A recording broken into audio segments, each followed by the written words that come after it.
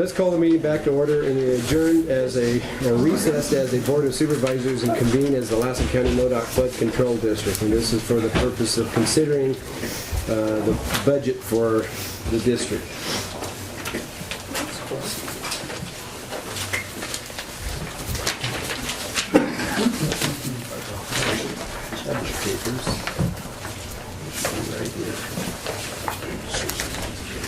Well, Mr. Chairman, if I may, yes, this takes in my district, and typically in the past we didn't actually invite the MoDOT board down, but they are part of this board, and I'm glad that they were able to Maybe to explain for those who might be unaware in the audience in particular, the MoDOT Flood Control District was set up by an act of the state legislature, I think, and it encompasses all of Lassen County and everything except... No, it doesn't take in all of Lassen County. No. It has its own, it takes in Big Valley, right. And then... it doesn't include the Pittville area. No, that side, it was actually enacted for the Allen Camp Dam. There was a dam that they were going to build up above in MoDOT County, which affected the folks in Lassen County. And then over time, they assessed themselves and they were collecting money to help. And actually, Congress even voted to build the dam, but never funded it. So it never got built. The funding was there for years and years. We went to LAFCO, expanded the district to include groundwater.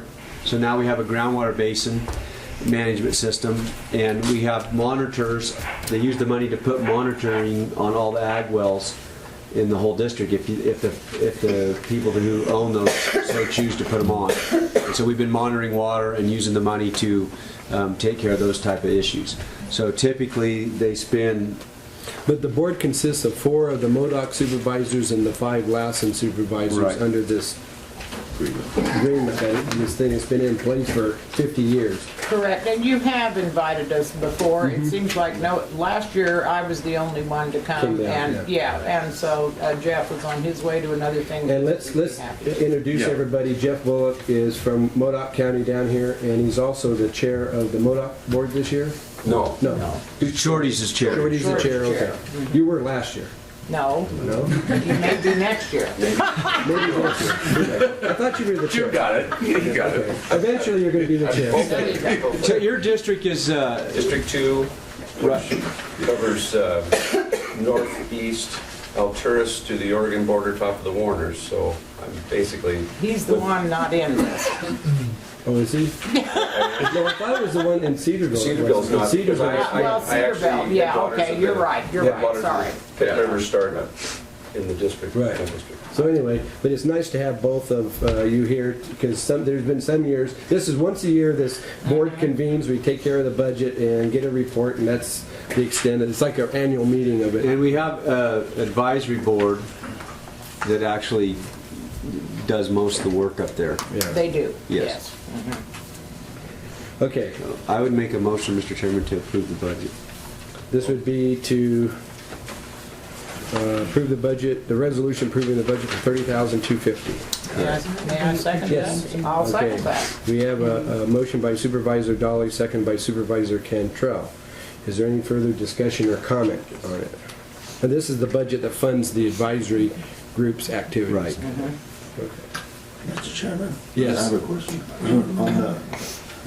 On the fund balance, is that, can you just elaborate on that? Yeah, Karen, could you, basically these are the assessments that have been accumulated over the years, so they, it's basically their monies that they have assessed, and it was designed initially to kind of start putting together the money that need to do with building the dam, but now it has been redirected to handle groundwater. That's right. So the excess will be used for monitoring, and as that advisory board sees fit, they will bring it to this board, and then we will. So we have $147,000 available for a program. We had 280, and they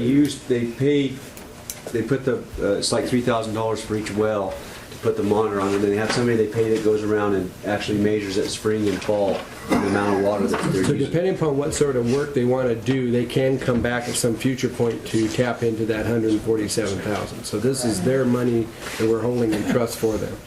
So there's obviously a good reason then why to keep that fund balance and instead of just funding the 30,000 out of the balance? Well, we're paying taxes into it, and if you're in the district, you pay on your property tax goes to that fund. And so the 30,000 is being collected from all the residents that are in the district. Isn't that the 9,000 that's being collected? It's 9,000. I'm sorry, no. Right. The 9,900 is being collected. I'm off sorry, the you're tax, right. But So they're planning on using 30,000 of the towards What's- that. Yeah. Right. It's coming. They're using just under 10,000 out of their current revenue stream and 20,000 out of their reserves. the 30,000 though is our portion, our Lassen County. No, we're not paying anything. Lassen's not paying anything. This is their money. What they're doing is they started out with 154,000, and they added 9,930 in revenue. That's revenues from tax. That's revenue, and they're wanting to spend 30,000 out of that combined pot, which will leave them 147,000 carried And over. officially, we're the district board. Right. Yeah. That's the issue. Right. But it is a district, so it's not our money.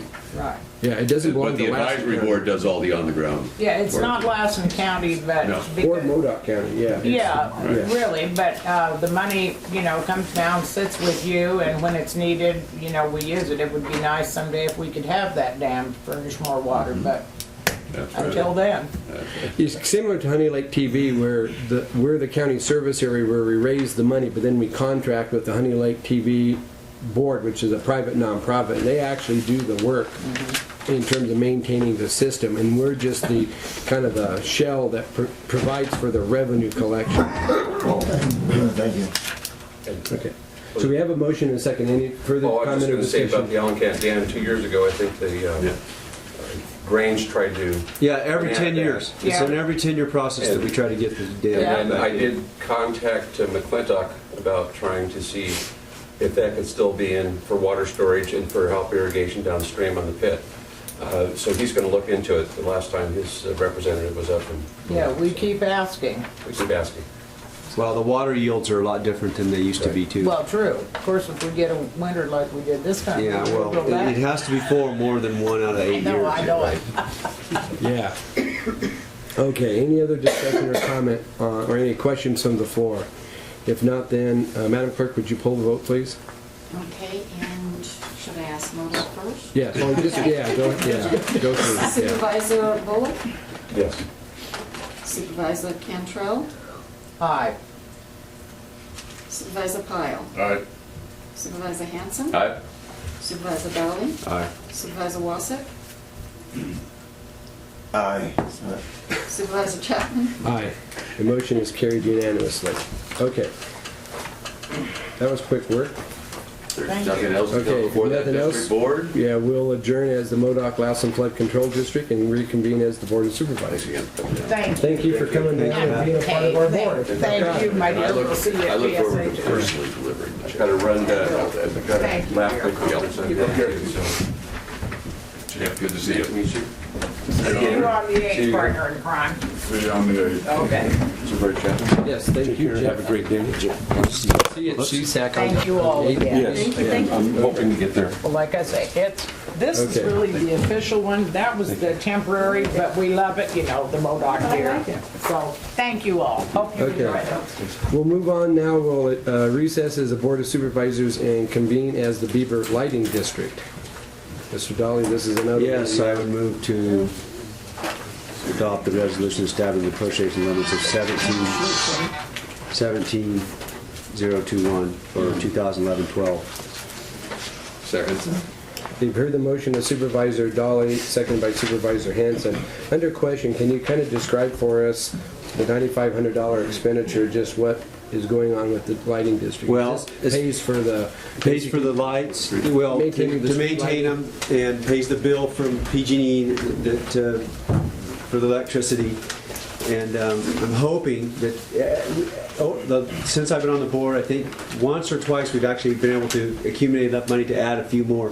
What it shows here, fixed assets, $5,000, and $4,500 is service and supply, so that's what they're looking at for the cost of for running the electricity, but the 5,000 looks like they're trying to put in. Put some more poles in Yeah. and put more lights. And so that's what I say, about every 4 or 5 years when that accumulates up enough money to where we can still pay the electric bill and add a couple more poles, the district does Now, that. this is an assessment the people in Beaver pay. Right. Okay. So do you know how much offhand what they're paying per year? Actually, it's part of the 1% rate. So Oh, it's part of this, ad valorem, it's it's it's part of the property tax, okay. Correct. Well, they're all paying it. We're all paying, even us down here are paying to it, a fraction. So when we go through Beaver, and the lights are on, we know that we help pay for it. I agree with Brian, get a few more up there too. Okay. Well, there's not that many. No, there aren't. And they're at key intersections and where the school's at, it was, since I've been on the board, we added like 4 or 5 lights. It was huge. I Yeah. mean, that many lights.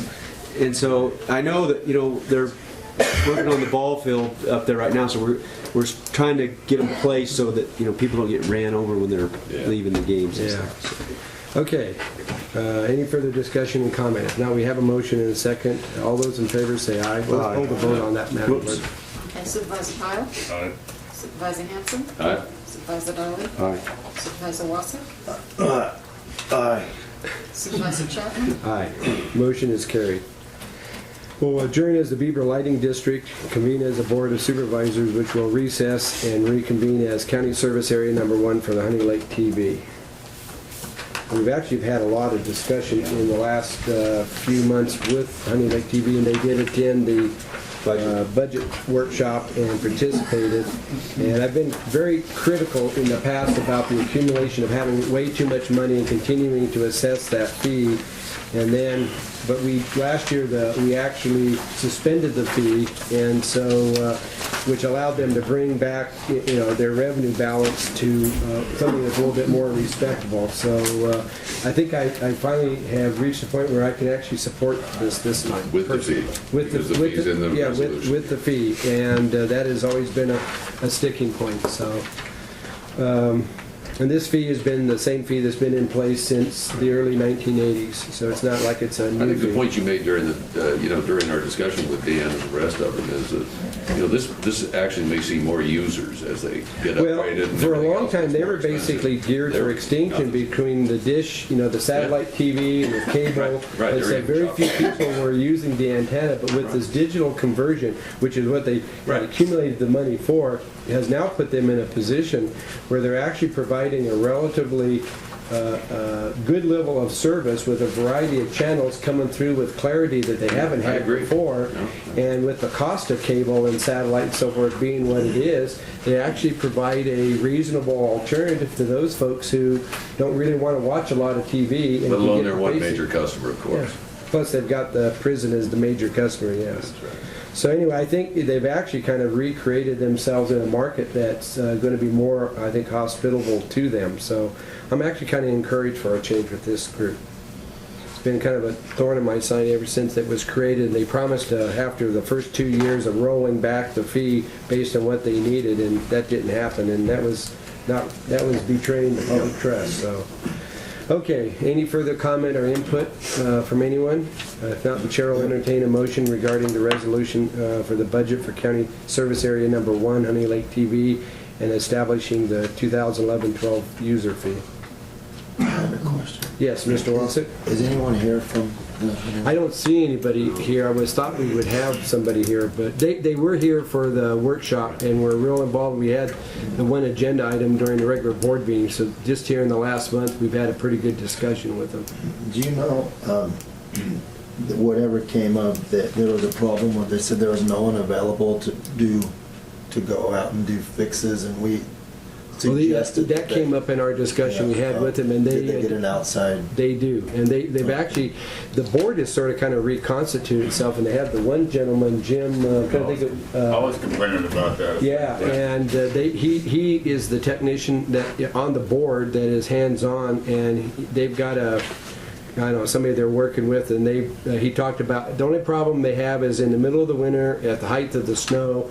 If they can't get up on top of the mountain with the snowcat, they sometimes have to wait until weather breaks to allow them to get in there. But they're right on it. So is what they indicated is, and they've been fairly successful, I think, this year. They said, yeah. Nice. And they've actually added, I thought it was interesting because they haven't had a lot of California stations. Right. And they've got Channel 12 and the one out of Reading. They don't have 3, but they do have now a good signal for 2 California stations plus the PBS station, I guess, they brought in too. So I thought Whatever that it is, it's better. yeah, much better. Okay, do we have a motion or from the Mr. floor? Chairman, I'd move that we adopt a resolution approving the 11-12 CSA 1 budget of $119,060 and adopt the 2011-12 TV user fee in the amount of $25. Second. Okay, you have a motion by Mr. Hanson, seconded by Mr. Pyle. And I think it's important to note for the record that the TV user fee is not a mandatory fee. It's an optional Only for fee that those the who people use who it. use the service Really. voluntarily comply, It's a user- and it's part of added to their tax bill. So it's not a fee that's imposed on anybody. So, and I guess they have, several hundred, if not 1,000 or more in paying it, so it's pretty standard. Okay, any further discussion or comment? Madam Clerk, would you poll the vote, please? Supervisor Pyle? Aye. Supervisor Hanson? Aye. Supervisor Dolly? Aye. Supervisor Wassick? Aye. Supervisor Chapman? Aye. The motion is carried. I got to vote aye on that one for a change. Thank you. Okay, that brings us to item D. We'll recess as the County Service Area 1 and reconvene as the Board of Supervisors, and we'll go to item D1, which is now Economic Development. Good morning, gentlemen. George Robeson, Interim Director, Economic Development, Housing, and other things. The list is long, and I'm sure you know what I'm doing.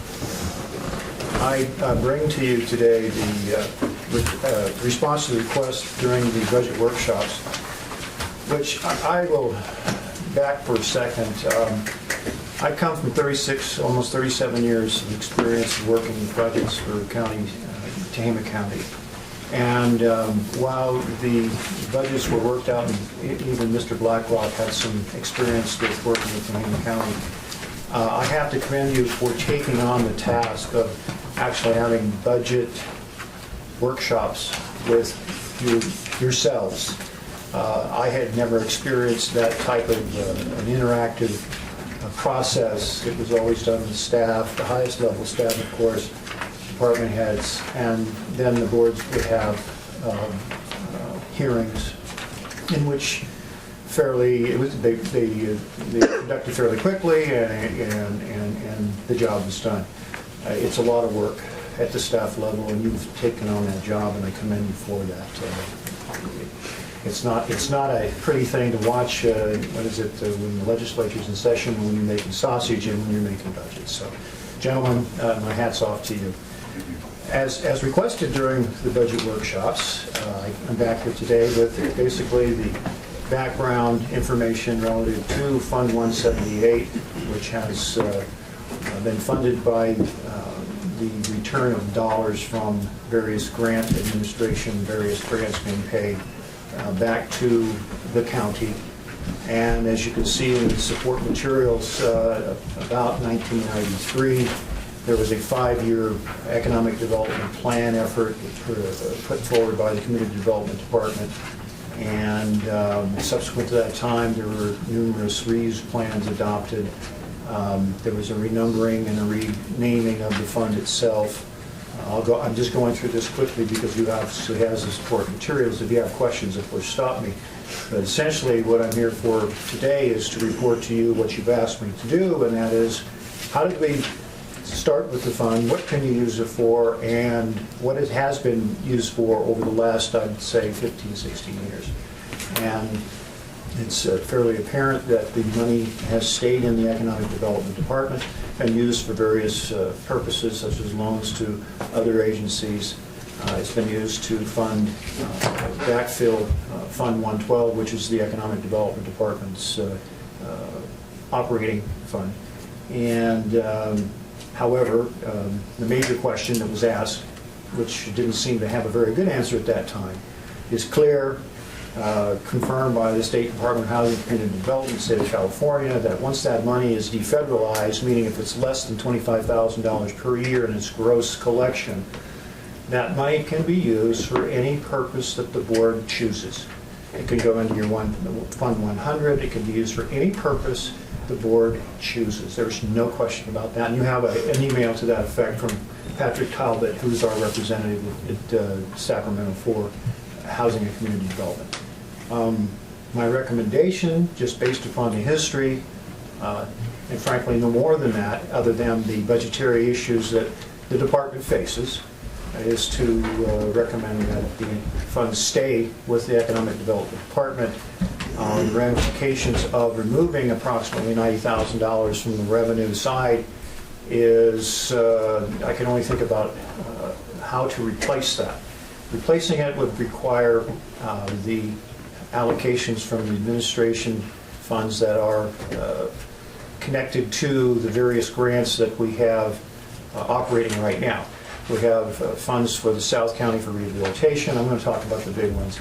We have a new $500,000 allocation for non-recognized Native American tribes for housing rehabilitation. We have 2 economic development, business development loan funds in which the department is able to recoup administration and project delivery funds.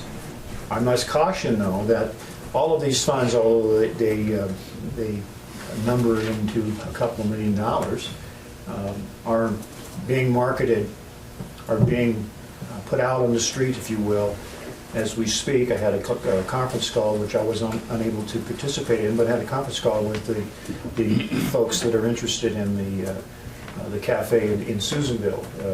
That's a project that, ongoing and getting started, will develop administrative and project delivery funds back to the department. That would be a backfill portion of this $90,000, but they're going to be coming in over a multi-year period. They're not going to come in within the next 9 months. You'll see some of them, we hope. We're putting these grants on the street as we speak. We have $1.4 million for the home funds, reuse issues, and this kind of thing. So while they're there... This cafe thing, is this the guy from Oregon and Yes. Colorado? Colorado, yes. Yeah. Yes. We were wrapping up the final questions this morning, and they're looking at delivery of their application package within 30 days or sooner. So but I just want to give you the dynamics of what it takes to get money back in to replace the funds that are sitting there. And because if I were you, I'd be asking, if I take those funds away from you, how are you going to replace the $90,000 in your budget as a revenue stream? It's the obvious question. And the obvious answer is we have programs in which we can get program delivery and administrative reimbursements. Those programs have to be marketed. They are being marketed. And the money trickles back in over a period of time, anywhere from 3 to 7 years, based upon the length of some of the grant life that we do have. I'm going to pause here and just ask you, first of all, if you have any questions about the background materials or about what I've been able to determine as to the origination of the Fund 178, its usage, and the ultimate decision, of course, is the board as to how to proceed.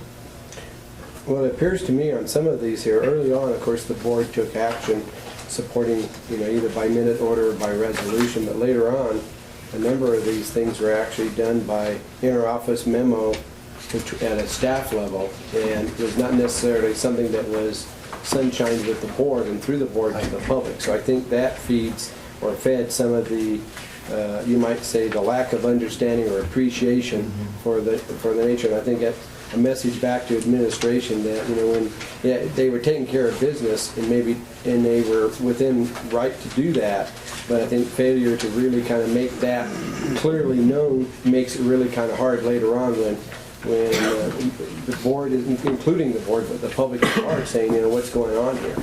So I saw that when I read the memo, as it started out, very clear, and I remember some of those earlier discussions, but a lot of the stuff that took place subsequent to that, some of it was not something that was necessarily shared at a board level, and that gave me some consternation. I agree. It's exactly what I found myself. Any questions from the board as to that issue? I think it drove a big part of our discussion earlier this spring. Mr. Wassick, do you have any thoughts on that? Thank you, yeah. Thanks, George. So the, what amount of money is, I know on the grants that you apply for and that were successful, there's a certain percentage that are used for administrative costs to fund economic development and housing, the department. What amounts of money has that been, like, say, for last year? How much, what was that? The administrative portion of the grant. The only grants I'm aware of that have been active over the last year have been the home funds and the rehabilitation grants, and they run right around 10 or 12%. And I can't give you a dollar amount. I can within 5 minutes, but I wasn't prepared to give you a dollar amount of how much administrative funds. In our budget documents, I think we do have some, and I'm really not going to embarrass myself with trying to find those numbers, but the grant activity has been fairly limited because we're actually closing out a rehabilitation program that, in fact, we're down to the last two, I think, today and tomorrow. The new grants are the ones that I'm looking for more administrative funding and program delivery, meaning the actual get the contractors and do all that kind of stuff. And I just don't have a number for you right now. Because, I mean, I don't know, typically or I mean, ideally, the percentage of those grants that are earmarked for administrative costs, I mean, that ideally, shouldn't that not be running the department? In a perfect world, yes. But then it goes back to when you get viable projects, those projects, if it's a, let's say it's a $50,000 rehabilitation program for one home, and you have an administrative delivery cost of 7%, so you can do the math. But that 7% doesn't come off the 50% at the beginning. It comes off the $50,000, excuse me. 7% comes as the grant is expended, and it could take a year to finish the rehabilitation, or 6 months, or whatever, however long that contract is. So while you budget for it, when those dollars actually hit the doorstep, it is dependent upon how fast the project is completed. Now, in a perfect world, if you had everything going at the same time and you had 30 days or 60 days or 120-day completion dates, then you could be fairly certain that those dollars were going to hit your doorstep when you needed them in your budget planning. The best we can do is plan and tell you how many projects we have out there and have a reasonable expectation to recoup those costs. That's the not perfect world. And then you get contract delays, you have weather, obviously out here you have weather delays, things like that could affect the revenue stream. But the more you obviously have rolling at the same time, the income streams. Which is a real big goal here, is to get the things that have, the money that has been sitting on the bench, just Rolling. So you get it gotta- going. Yeah, I mean, it's the only salvation to getting these funding usages where you are free to do whatever you want to with them without having some sort of repercussion in another budget unit. It doesn't do good to do one here and then you still have a deficit over here. So, and I see the same kind of approach to the solution. Get everything we have, and we have a lot of programs right now that are able to hit the streets. And I have to say, Jenna's really working on it to get things out there. Is that the $1 million, if I can interject for a moment, the $1 million, a little over $1 million that's in that one home fund that's been sitting there, Yes. not being used? That's one of them. That's the one we have the issues with the state of California, and they're working with us, which was backfilled at the 08-09 usage of those funds, which, by the way, I've said it before, and let me reiterate. Those funds don't go back to the state. They basically refund the program to the tune of maybe 4 or 5 more units that can be rehabilitated. So that's $1.4 million. So the money, when it gets paid back, doesn't go back to the state, it comes back to us to recirculate back through. And I think continues that, the program. and I think that was the irritation the board was having with the discussion earlier this spring, is that we weren't seeing those monies being utilized back, and the administrative dollars that would be associated with that reutilization obviously is not there, and so there wasn't any incentive to do that because we'd already expended the administrative side of it. So you're accumulating this money, was just kind of building up, and you got people out there who need, you know, assistance, and that was what the money was for. So I think the board was a little bit not at all appreciative of the lack of.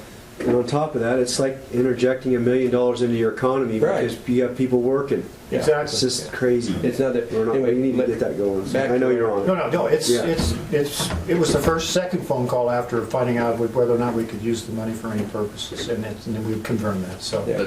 So the only thing I'd add to that is that, George, we would recognize that there are certain stipulations and criteria that have to be met. Sometimes it's not easy Right. to get that money It's out. it's It's TIG kind of stuff, and We have a sizable list of folks who would pre-qualify, so it's I think we did a Mechanics. housing survey in Hurlong and Doyle, and we came up with a number. Well, of it comes down to potential why have the department and the bureaucry if you're not going clients. If you're not going to get it out. work with the money. So anyway, back to Larry's got report. Yes, Thank you. yes, sir.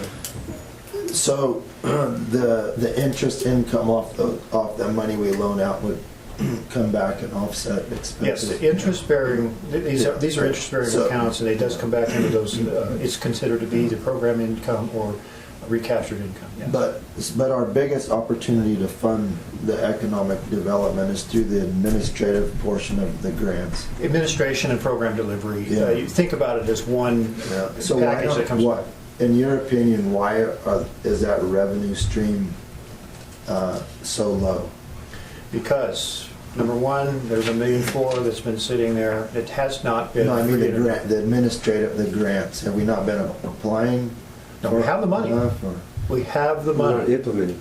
It's not getting out. No, I know, but that's only one part of the income. That's the interest we'll get. But like the grants, like if you get a $500,000 grant, you don't get the administrative portion until you actually use the funds. That's correct. I see. You've got to loan the I $50,000 to see. Joe for his rehabilitation project. Okay. You get, say, $3,500 off the top of it Yeah. for administration, maybe another 5 to 10%, and I'm getting the numbers wrong, but let's say you get a total of 20% total. Yeah, okay. So you get a $10,000 bump from that particular job. Well, that job could take 3 months, 4 months, and that $10,000 trickles in. So- The next one. So the idea is get a lot of things Yeah, going. so like this $90,000 right now, it needs, you say here for the budget, for this budget shortfall and future budget shortfalls. So that's obviously, like you say, general fund money that we could use in any segment of our community. Yes?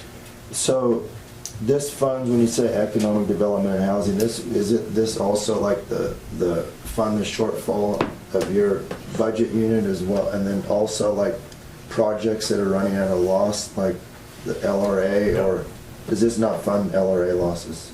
No, not unless the board chooses to use those funds for that purpose. So like we did a month or so ago when Karen presented us with bills that had to be paid, and we approved the bills be paid, then it comes out of this money? No, Karen, general fund. I'm not sure where that money came from. Redevelopment Fund 590 is running with a deficit balance. It's in the red right now. So it is up to the board to decide. 681,451 is the Right. projected red Now, that's balance. the fund balance that includes all the previous Right, loans. right. But right now, it really doesn't have a reliable revenue source. So it continues to, dig a little deeper hole. So that needs to be addressed at some point. You dig a little deeper hole by way of like negative cash flows in Correct. the projects? Correct. Okay. And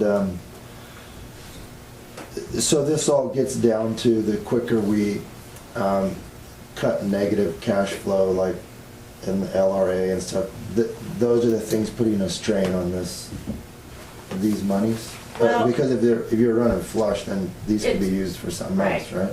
You have Fund 178, that economic development housing income. That's discretionary. That's what we've determined today. That's correct. And it can be used for whatever you choose to. One option would be to help with the deficit operating in the redevelopment fund, 590. So it's up to the board. Okay, so, but voting for this, we would be voting to reuse these funds. It could be used on anything to continue to fund negative cash flows of economic development. I don't, No, it's just. there's no action, report. it's just a report. The economic I mean, development you housing have God's department is- report, but in theory, Well, if you were to cobble them all together, you know, and I understand where you're going with that, and it's, if you were to put them all under the same umbrella, yes, there's negative cash because of the RDA and the LRA issues. Separate from internally, you have the Economic Development Housing Department, which has a limited amount of activities that are associated with revenue-generating capabilities, such as the grant administration, the grant program project delivery, that comes back into fund the activities that that department performs. The RDA, of course, the LRA, is a separate department within that umbrella. And that's one of my charges, is to determine if there is, in fact, a solution to that particular problem. And I'm not at all here today to even begin to discuss that, but it's overall, looking at everything else, everything that's connected with those doors over there, yes, there is negativity in the cash issues, but not individually associated with the responsibility areas. so this report is just to say that if the board so choose to do so, we could use these funds to offset any of those could. projects. Yes, you could. Okay. Not that it's wise or unwise, it's just that we have it available. It leaves to us about to do. another $500,000 sitting there, as the chairman correctly cited, so. Do you, so are you also put to the task of figuring out a plan to pay, the deficit is how much, 570? 588, It's some like change. 6 something. 688. 681, 451 is the projected Thank you, deficit Mr. based on the budget. That's coming off of Julie's sheet, summary sheet. So is there any repayment duration or time, I mean, as a county that we have to? There's been some square work that done off? by my predecessors in that area, and part of it has to do with the assets at Hurlbut.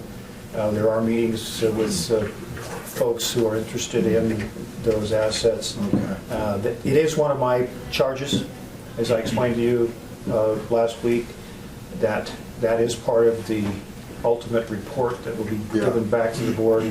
And of course, I'm not here today to do that, but basically, yes, I have to get my arms into it, and I have my arms into it, but it's too soon to say anything today. That's where, because I know you're working on a current profit and loss for the LRA. Yes, to we are. show. Okay, and then lastly, so is there any certain deadline the county has to square that off, or does it just keep going until we need the balance in the red? I don't know deadline. That, again, is kind of in the board's hand. Bills continue to be paid, and the deficit is growing. So that will need to be addressed. So, Well, I have- and once George does his analysis, that should provide a little more direction on what the options are. One comment, and I'll direct this to county council, because this is a very fluid piece of state legislation having to do with the potential demise of RDAs throughout the state of California. And one of the things that I'll ask clarification, is that I understand that the RDA cannot incur additional debt from either the outset of the legislation or as at least October the 1st, and I'm going to be a little bit off on that. We have done our reporting requirements without, and we will have to convene the RDA Community Development Commission in the future to ratify what I had to do before the August 28th deadline. But one of the points that I believe, I understand, is that the RDA cannot incur additional debt based upon AB 1X 26 and 27. So there are some decisions, but this county had 0 payments relative to putting money back into an ERAF or anything like that. So you're in a good position not to have any kind of performance deadlines, because all other counties that have hundreds and thousands and millions of dollars worth of monies to be paid back to the state on the basis of these 2 assembly bills had a deadline in which to cut checks, which you do not have. You're the only 0 sum. So right now, I know about the plan to liquidate the LRA assets to reduce this amount in the red. Are there any, other than that, are there any other plans that I'm not aware of to reduce that shortfall? As far as the RDA or the LRA's assets, I can only say just extraneously, if there was a qualified client that could qualify for additional building, business development funding, that could also help in revitalizing businesses. But this is way out there on a limb. The only thing that I think that I have in my scope right now is the assets that the LRA holds. That would be the main tool to liquidate or reduce the debt of the RDA. I don't know of anything other than that, other than forgiveness of debts, transfers in funds. There's other more creative things that I'm not qualified to speak to at this point. Thank you. Thank you, Larry. I have some good questions. To follow up on some of that, I have a question, and I apologize because having not been at last week's meeting, I missed the discussion and the presentation that you had then. I assume you had some discussion along this line. But in the budget that was just acted on today, and going to Julie's summary sheet here that she's got prepared, we under Fund 590. We have, of course, you start off with a $686,000 deficit, and then it shows estimated revenues $250,000, which, of course, obviously applies to that deficit, and then department requests and what was CAO recommended approved for expenditures, $244,806. So in essence, it basically operates under that dynamics with a little over $5,000 profit, which reduces the deficit by $5,000 and change. My question is what is the source of the $250,000, and how much of that is dependent upon, like say, a general fund transfer towards that $243,000 or $244,000 expenditure? So the issue we've had in the past, and this is part of that negative cash flow, is we maintain the staff, the bureaucracy, we fund the operation, but the actual revenue side is plugged in there, but in reality, it generally never materializes. So to me, when I see a number like $250,000 and we're projecting basically a $5,100 and some odd dollar net profit, that's never materialized. So if that's the case, then I think that what we're saying here is not, to me, fair and accurate. So if that's indeed being funded, and then when you go to up above 4 or 5 lines, you got Fund 178, and it shows $79,000 being the balance carryover, and you're going to get $20,000 in revenue, which pumps you up almost to $100,000, and then you have $20,160 as being the projected expenditure. So we lose $160 there, but we kind of pass through, and it was Fund 178 that was being requested to be tapped out. That was what was backfilling the water system, the business park, and RDA losses. So here it looks like we're not going to use that money, which is those monies you just referred to in your previous discussion in terms of the funds that come from those grant administrations that we're able to, that get paid back, go back into that Fund 178. So I see the numbers here. I think I understand what they're saying, but to me, it's the smoke and mirrors that's been there. It's been a house of cards that has never been forthright, as far as I'm concerned, in the past administrations by what they were, playing with, sticks down there, trying to, as I use my Boy Scout analogy, and I know the Boy Scouts hate it every time I involve them in the discussion, but they are out there revving sticks trying to make a spark happen, and the whole thing is, it's smoke and mirrors and bogus. I've never appreciated that. So help me out. All I can say is that I've given you what the history is. This is where the money is today. Well, where's the 250,000 coming from? Let's refresh my memory, because I go through all my pages here, and I'm trying to track the 250,000, and to me, it sounds like it's just something. I mean, I don't see anybody out there coughing up $250,000, but we're expected to be spending $250,000. We did have an answer for that relative to the $185,000 in showing in property sales, and obviously we haven't sold any properties, but And then there was fixed assets budgeted to do some improvements on the expenditure side. So the consistent revenue there has been from the concessions. Which is basically the renters that we have, they pay fees, and They're not that's paying $250,000. I don't even think you're collecting $20,000. It's $65,000. Was it $65,000? Yes, and so in the expenditure That's the side, post office and the library and the bank. The library doesn't pay it. Credit union. But it's those buildings. That's correct, county. And then the offsetting expenditures to those revenues, which is where the red ink occurs, obviously, are the utilities, and then the allocation of staff time.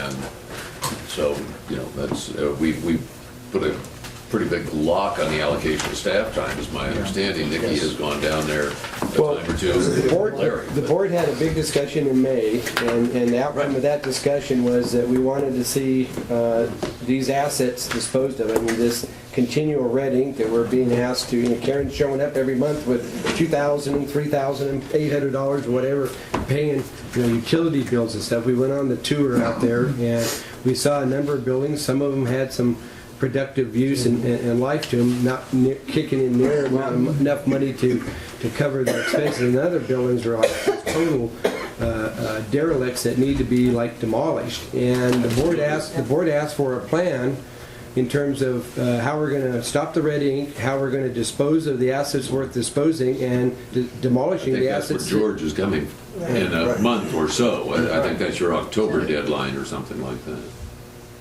May I? Sure. I think concerning this budget for 590, there was, because I had the same concerns, and if I recall, we did discuss it during the budget week. $100,000 is budgeted for the HVAC system, and $25,000 for a new roof.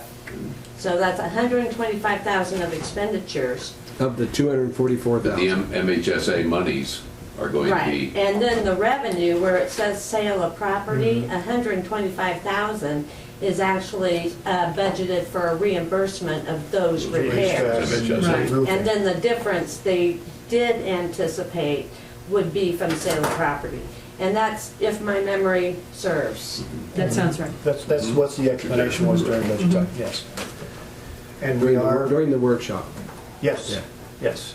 And we are working on potential, well, we're having a discussion with some very interested parties to acquire the assets, and so that's ongoing. And Well, I guess the problem I have, and this is the problem the board's been having for a long time, is that we have a lot of what ifs. And I'm not saying that all those different scenarios don't have potential bearing, but the actual expenditures for the staff time and whatever, and the utility bill, the electricity and stuff, that's ongoing every month, and so that's not a hypothetical, that's a reality. And as Mr. Wasik pointed out on the tour out there, as well as in the discussions here, there's buildings out there that aren't really being used, except maybe once or twice a year, but the electricity's on for the whole year. So can't we maybe at least mothball the building and shut off the electricity so that we're not at least incurring the expense unless there's an actual need to. I mean, it's kind of like this room. When we're in here, we have the lights on, but when we leave, we usually turn the lights off. We don't let the lights burn here 24/7, 365 days a year, because we're concerned about the expenditure and the budget of what that would mean. The problem is nobody's been interested in turning the lights off down there in these assets. I went down there, George and I went down there on Wednesday last week, yes. And we had to turn the electricity on in the theater. We had to turn the electricity on in the kitchen and the mods. We didn't turn the electricity on. I think that there are meter charges, certainly. Plymouth Sierra continues to have those meters hooked up. There are monthly meter charges. And there may be some ancillary use where we do have to pick it up. We did meet also with the Fort Sage Unified School District Board of Trustees Right. Wednesday night. And in theory, we've agreed that if we are to, it was not agendized as an action item for them. If we are to, repair the roof, they'll take the theater. I mean, that's in theory. We still got a little work to do on that. But at any rate, gosh, I don't know how detailed we want to get into it until George's October deal. I mean, I've got some comments, obviously. We've been working on it for quite a few years with limited success, I realize. But you have to remember that when we took the LRA properties, the Army had the existing water and wastewater treatment system, archaic as they were at the time. We now have a new water system. We could not make any new hookups to that existing system. So we couldn't put a stick in the ground unless you wanted to put something in with a septic and a well. However, if you had done septic, you would have forced the HPUD to put a moratorium on, because they will not allow you to put a septic system, and rightly so, within their district boundaries. So, if we want to talk about why it takes so long, that's part of the reason it takes so long. You can't hook any new buildings up. Now, that doesn't address the red ink from the existing buildings. I realize that's an issue. But as George said, there have been some people that have made some overtures. I think we've been overtaken. Overtures or not, I mean, that's all. But I would also, I guess I'm getting a little defensive, but in response to it, I would suggest that Treasure Island was accessed in 1990. And right now, they're just getting started on putting $150 million to work on TI in San Francisco Bay. Part of that was delayed by the New Bay Bridge, obviously. Hunters Point down there, Hunters Point was accessed in 95, and they haven't done anything to Hunters Point yet, and that's in San Francisco. So they are not easy properties. So the reality is, we're not San Francisco. We'll never have the opportunity that either Treasure Island or Hunters Point or any of those others will have. The reality is we've got red ink, and we've got operations down there that realistically we don't see any immediate future.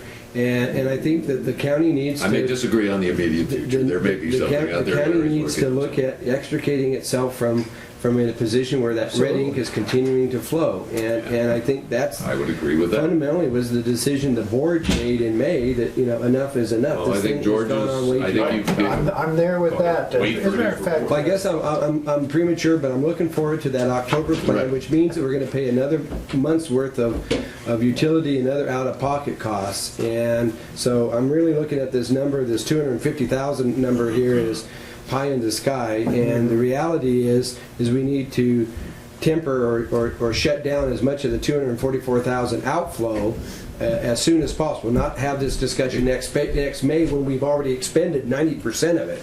Okay, but deal with it sooner rather than later. So one other thing that I'd like to present to the board, and it's something that we can certainly discuss in October. Within the Herlong community, there is one county building, and that belongs to West Patton Village. Other than that, there are no parks, no county parks. No, that building belongs to us. It belongs to us, pardon me, occupied by West Patton. That's the only county building down there. We don't have any Veterans Hall that's owned by the county or supported by the county. There are no parks. There's no community building. There is now, within the LRA, there are these assets. So sometimes, I guess, where I might be a little sensitive is sometimes when we do spend an amount of funds down there on some of those community buildings, I'll agree there's too much red ink and the utilities are way too high and everything else. But some of those facilities within the LRA equate to certain facilities that the county owns in other areas. I mean, that is the way we provide service. There's no Janesville Park down there. There's no $7,000, $8,000, $9,000 for supporting the Janesville Park. There's no Doyle Park. I'm happy to have Doyle Park. So at any rate, I think when we're looking at the red ink, there are certain public services that are being provided through those Well, one thing, resources. since you raised that point, and it was an interesting fact that I learned, but when we were going through earlier this spring, dealing with the park grant funds, and they had that fact finder thing where they, the state Yeah, uses right. to determine, Yeah. and so the question came up, and I think it was because of one of the gentlemen It was from, Pat Williams. Pat was there, brought because up- they want to do some park stuff. wanted to talk about it, and so when they put the fact finder to determine what the demographics, income and population, whatever, the problem with Hurlong is that because of the way it's set up and where people live and come to work and whatever, there isn't enough of a community there That's correct. to even register to be even able to qualify to be considered for a park. So the fact there isn't a park there is in a large part because there aren't a lot of people there that live that could justify or support having the park there. And besides, the base has, when you cross the magic line onto the base, and you see the facilities that they have Fantastic. available. Right, and including the swimming pool, by the Including way. the swimming pool. I mean, Hurlong, in that respect, has probably more going for it than all the other communities put together. So, it's a They got more square footage. different dynamic. So trying to compare what, the West Patton Village side of the line versus the rest of the county, I don't think is I think we should a wait fair for- consideration. Yeah, I think we ought to Give wait. George an opportunity to. But we need to have that report because all I can say is those numbers that are on this page here may got approved today, but I guarantee you they're not numbers that I support or have any passion for other than the fact that they need to be eliminated. I'll do my best. Yeah. Okay. Any other questions? Mr. Chairman, Yes. when you're done with George, Yeah. before you You're done adjourn, with George. I do want to make just a brief comment. Sure. Hey, go right at it. The floor is yours, Mr. Blackhawk. All right. Welcome to the boardroom. Well, this is my fourth county now that I've worked in, Solano, Tehama, Butte, and here in Lassen. And budget discussions are never easy. There's nothing more complicated than a county budget. I've always maintained that if you could start from scratch, nobody in their right mind would design a county the way they are designed now. They're almost set up to fail because it's so unwieldy. Karen can probably confirm Well, there are this, but- hodgepodge of services that have accumulated since 1850. services, there are literally hundreds and hundreds of different revenue streams that come into the county that this budget process has to make sense of. It's very difficult. I don't know any single individual that understands every part of a county budget. That's just the fact. They're so complicated. Karen probably doesn't. Julie probably doesn't. I don't know that any board member that I've ever worked Well, with. CSAC has I saw it's on their website. They have actually a game now. It's like it's like you can go out and you can pretend that you have a county and you get to make all those kind of decisions, and it's some sort of a game thing. I thought it was kind of they just last week had an email on it. It is very complicated, and then every time you think that you're starting to get things figured out, something comes along like, even since I've retired, GASB 34, Right. or Prop 1A, or now the 2011 realignment. Not that they're bad things, they just changed the dance floor a whole lot, so you have to look around for other partners and figure out, you have to back up and reassess. I call it the shell game, where they put the 3 shells and they Sure. put the P underneath it and they start going around like that there, and by the time they're done, there's been so much friction that whatever P might have been under the shell is totally disintegrated. But So no I- matter which one you pick, You know, you're the lost. discussion is great, and the fact that you had extensive workshops that are probably not a lot of fun for you. They're gruesome, they're difficult, but They were informative. one thing that I've heard a lot of here today, and I really, really appreciate it, and that is all the thanks and the credit that you've given to the, well, certainly to Karen and to Julie and to Regina, who's not here, but all the department heads and all of the employees that ultimately make this work. I've done a lot of traveling around to the different departments over the past couple of weeks, and I have yet to meet a county employee that I don't think is a quality person who is committed to the betterment of this county and providing professional services. I haven't heard a lot of grousing about things. I've heard people that are very positive, and I've seen people that are just trying to figure out ways to cobble whatever they can together to make sure things keep moving Well, forward. they're trying to do the best they can with what they got. They are, and it's a big part of my job to try to motivate these folks and to help them with their creative ideas and to get things that make sense to the board. The budget is a dynamic document. It's not just adopted today. and we'll pick it back up next fiscal year. Even as early as your next meeting, you heard the sheriff say he'll be bringing some preliminary things on 2011 realignment, and then on September 20th, more details. So that'll be just an immediate step. Oh, George is going to be here in October. George's stuff in October, and I know you all want answers quickly on all of these things, but they will take time. Takes a little time. I know because I've talked with George, I've been out to her long and seen some things. There is stuff coming forward, and I'm comfortable that things are on track to bring answers to you. And anyway, I'm happy to be a part of this. I'm really enjoying my time here. That may sound odd because things are pretty tough. But you know why I'm enjoying it is because the spirit I see among the board and the spirit I'm seeing among employees that want to get to the right place. And that makes it well worthwhile for me. So thank you for a few minutes here. Okay, good. Anyone else has anything to offer? I think we understand where Fund 178, basically how it's evolved and its origins, and it's good and it's bad, so And stay tuned. stay tuned. Stay tuned. Okay. Thank you. That was item D1. We have no other items on the agenda, so I guess with that, we Look at that. Boy, stand you did it. adjourned, and it's not even 12 o'clock yet. One of these things.